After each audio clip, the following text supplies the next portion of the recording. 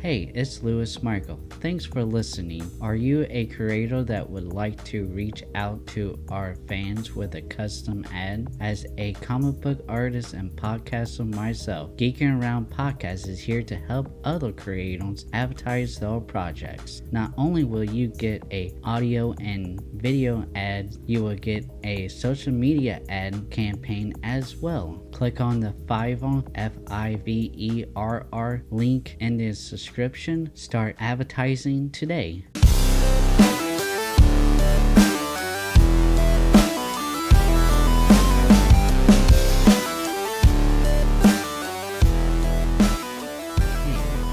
One, two, three. Hey everyone, welcome back to another episode of Geeking Around. Today we're gonna be going over DC Fandome 2021. So if you haven't already, like and subscribe. Check out some of the links in the description. There's a lot of cool stuff like my Star Wars fan comic, Kira Star Wars story, and we also got the Geeking Around clothing line. Get Geeking Around t-shirts and stuff, and a bunch of awesome things in there. So make sure to check those out. Let's get started with some of the biggest announcements from DC Fandome. From the Batman to the Peacemaker to Black Adam. Dun dun dun dun. It's pretty cool artwork right here of Dwayne Johnson as Black Adam. That's awesome.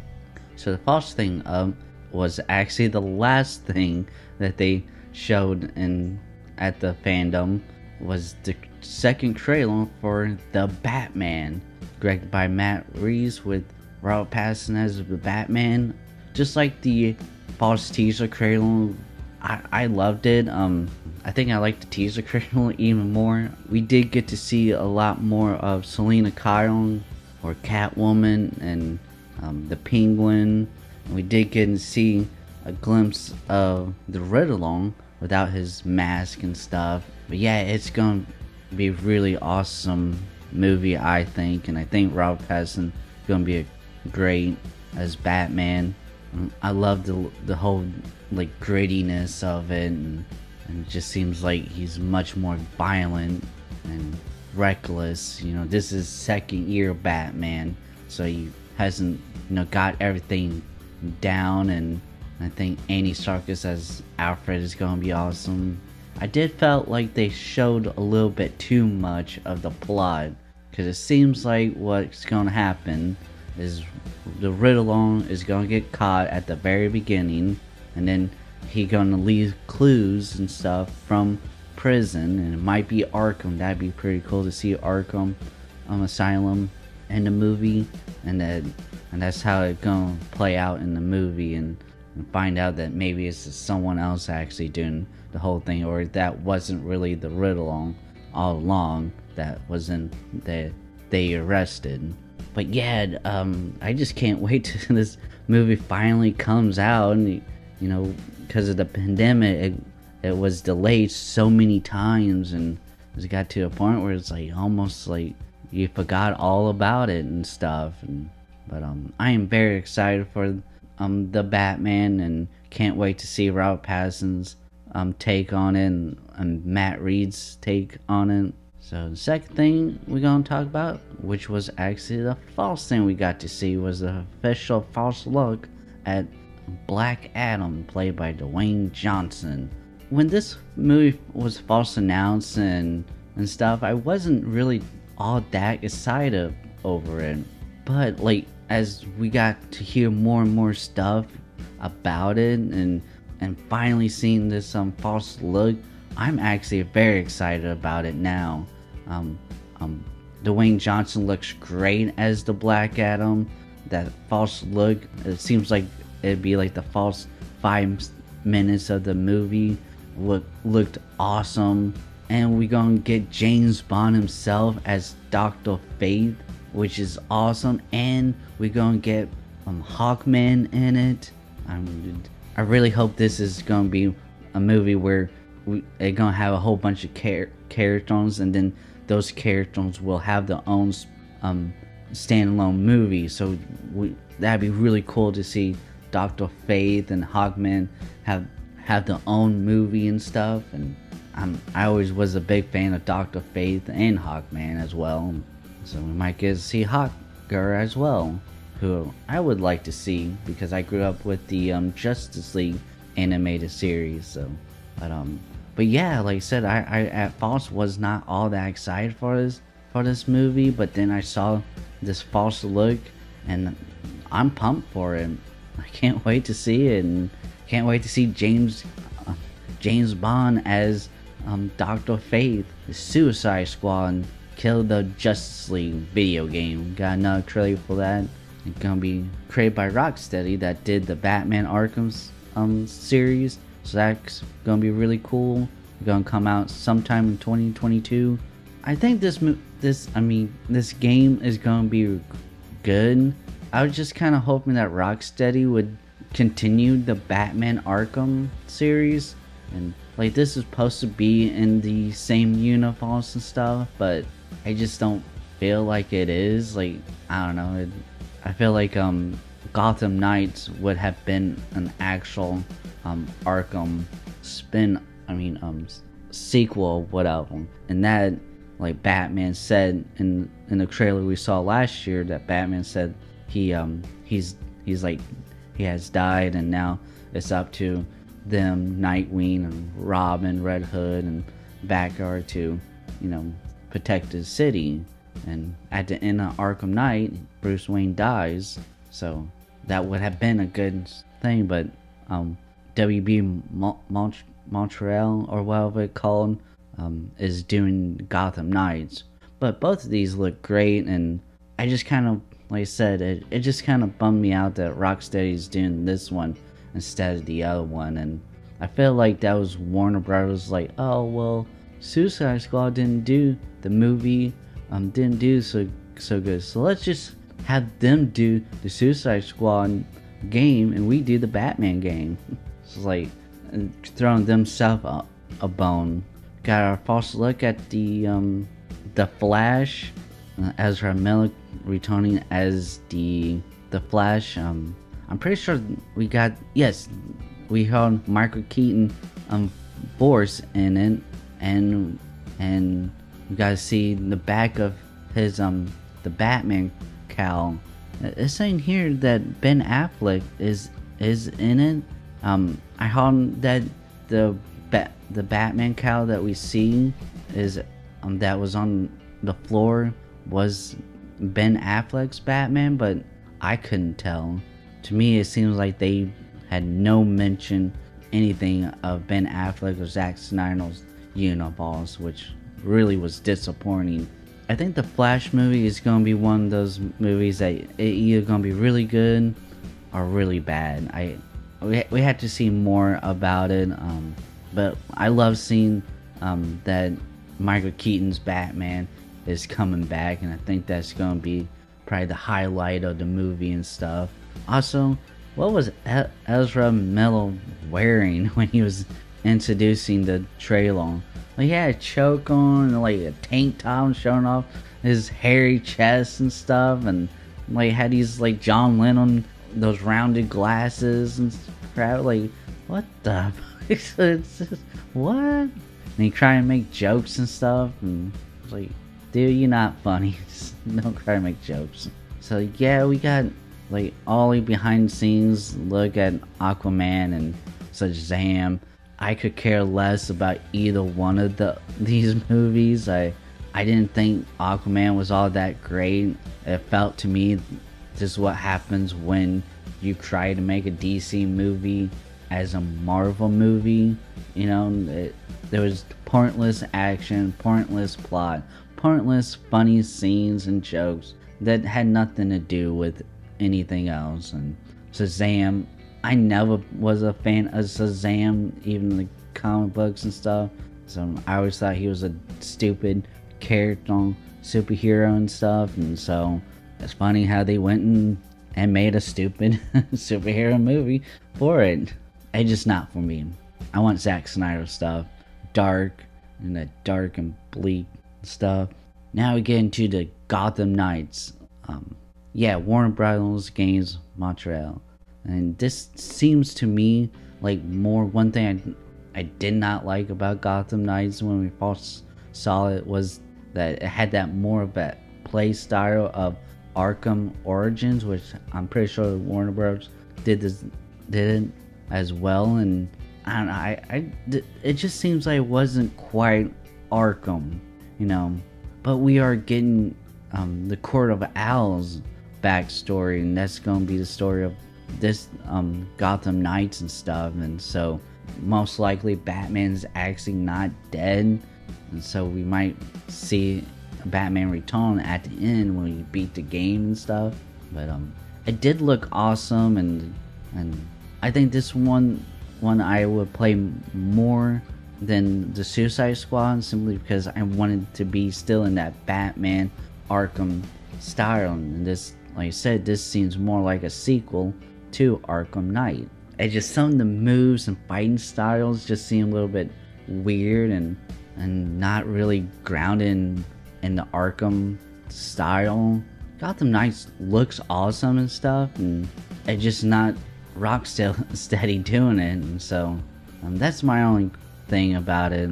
But I'm really looking forward to it, and I hope it does do great, and I think it will do great. Peacemaker, I could care less. One thing I will say about this, they did Q&A, and James, the very first question was for James Gunn, and asked, like, was there any characters that you wanted to include into the Peacemaker TV show but wasn't able to? And he said no, he was allowed to put all the characters that he ever wanted into it. And I'm like, well, yeah, because Warner Bros. Allow you to do whatever you wanted and to finish your vision, unlike what David Ayer and Zack Snyder did. Now, Zack Snyder did get to do the Snyder Cut, so that is great, but he was having creative differences with Warner Bros. On Batman vs. Superman, which caused them not to make $1 billion at the box office. They made $900 million, but not $1 billion, which what it needed to be. And when the Ultimate Cut came out on DVD and stuff, it sold very well, and people loved it. And a lot of people said that if this was the movie that came out in theaters, that it would have made $1 billion. But Warner Bros. Didn't want that. But yeah, I again, this coming from James Gunn, the Suicide Squad, I could care less about James Gunn crap. I heard mixed reviews on it and didn't even attempt to watch it, even though I do have HBO Max. There was a lot of TV shows at the DC Fandome. So you got new season Batwoman, The Flash, Superman and Lois, Supergirl, Legends of Tomorrow, Stargirl, and the animated Aquaman, Harley Quinn, Young Justice, Titans, Doom Patrol has been renewed for new seasons. The first 2 episodes of Young Justice are already streaming, and I've got a new one on the CW, Naomi. I don't know what that has to do with anything.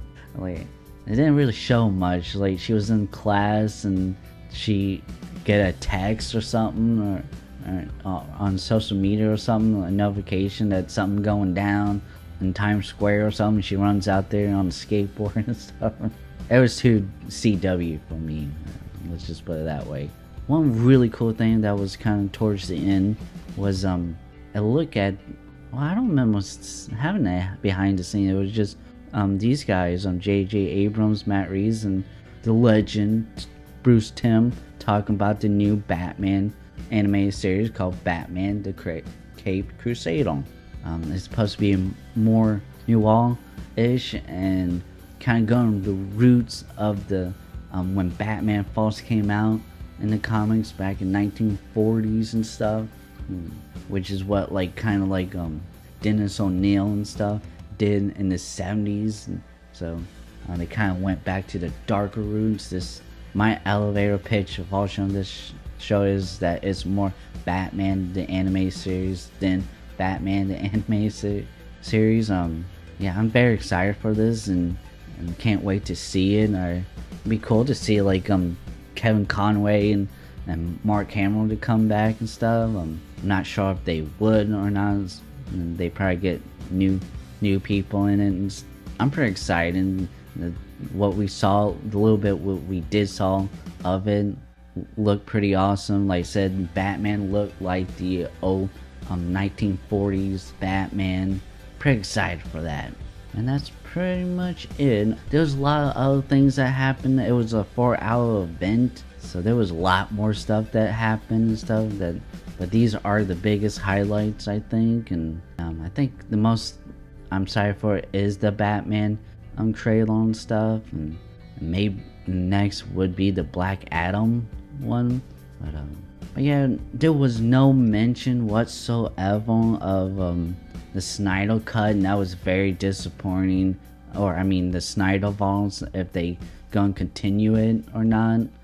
It was very disappointing that we did not see that, and to me it just shows that Warner Bros. Just don't care. They want to completely scrap that all and never even mention it. You know, it's like, I don't know what people problem with Zack Snyder and his movies, and I never could understand.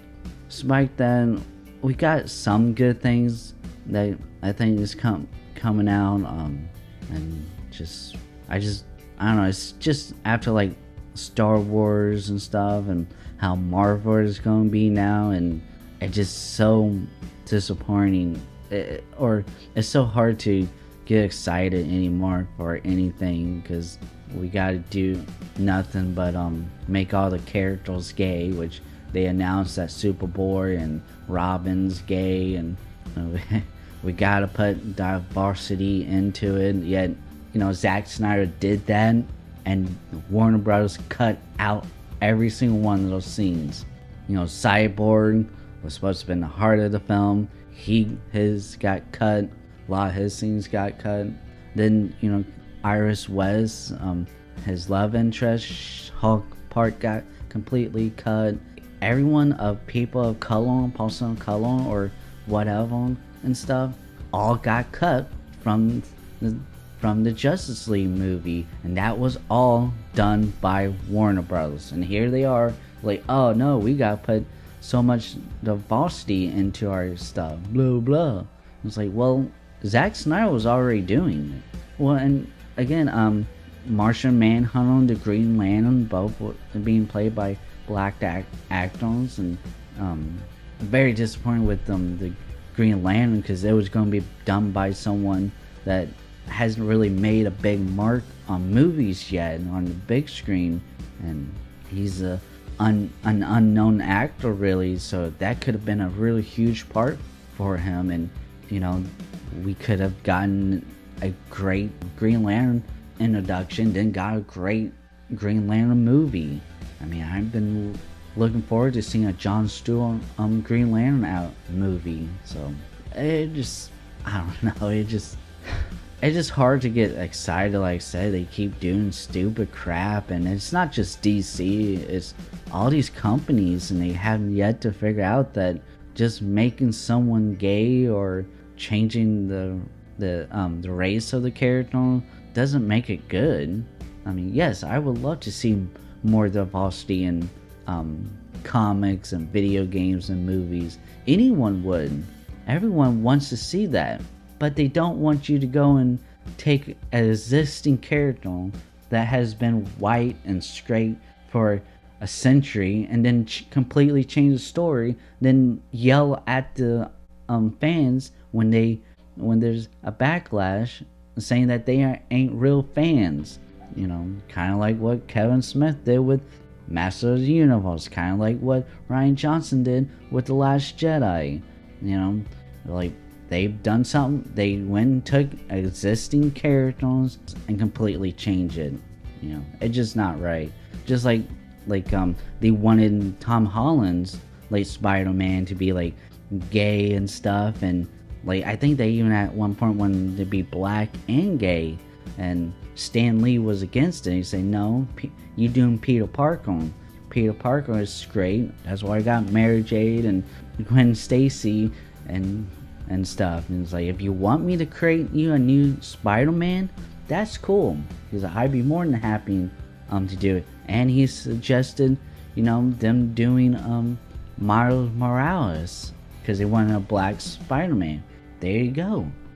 Just create a new character, and then I think people are happy. Like, look at Miles Morales. Why hasn't we got a live action movie of him yet? We got the Into the Spider-Verse movie, which was amazing. I think is one of the greatest superhero movies of all time. Even despite the fact that I hate rap and hip-hop music, which that whole soundtrack is nothing but that.